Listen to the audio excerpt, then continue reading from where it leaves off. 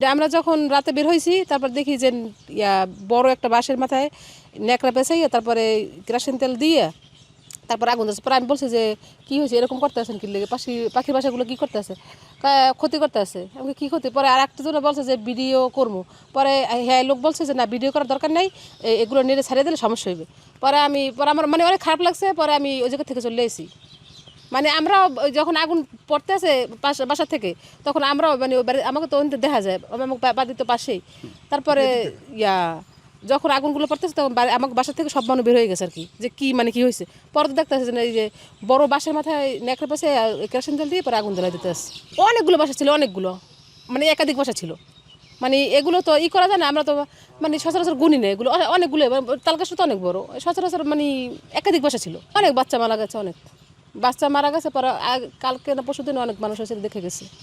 আমি তো সকালে গরু নিয়ে আইছি খেতে, তারপর দিয়ে বাচ্চারা কি যেন টোকায়, আমি এবার দাঁড়িয়ে আইছি গরু বান্ধিয়া। দিয়ে বাচ্চা টোকাইতেছে, আর বাসা তো পুড়িয়েই ফেলাইছে। অনেক বাসাই আসলে আগে আগে দেখছি, কিন্তু পোড়ার পরের বাসা তো আর দেখা যায় না। অনেকগুলোই বাচ্চা মারা গেছে, তো আর সব পায় না, বুঝছেন না? রাত্রে দিয়েছে, হয়তো অন্দুরে নেছে বান্দরে নেছে, এই ঘটনা। আর বাচ্চারা দুই একটা পাইছে, হ্যাঁ, আবার যায় অবস্থা মারা গেছে।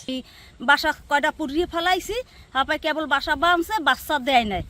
আমি এই বাসা কয়টা পুড়িয়ে ফেলাইছি। 10-12টা বাসা পুড়ছি স্যার, আর বেশি পুরি নেই, খালি ওই রাখতে পারি নাই, ধারে গনে স্যার খাইয়া উঠতে যায়। 10-12টা পাখির বাসা আমি ভাঙছি, কিন্তু আমার এই পাখি মারলে যে অপরাধ আমি জানি না, এই জন্য আমি বাসা কাটা পুড়ছি স্যার।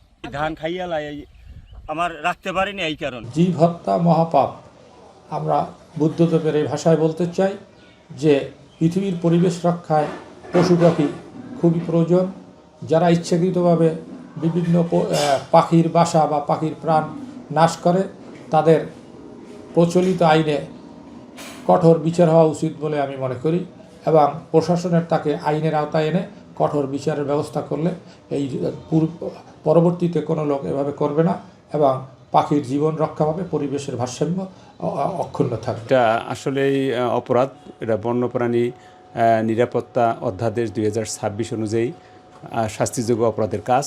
আমি সরজমিনে যাব এবং সেটা সত্যতা যাচাই করব। কারা এটা করছে সে আসামি আমার শনাক্ত করতে হবে, সাক্ষীদের শনাক্ত করতে হবে, তারপরে ঊর্ধ্বতন কর্তৃপক্ষের নির্দেশনা অনুযায়ী আমি আইনানুগ ব্যবস্থা গ্রহণ করব।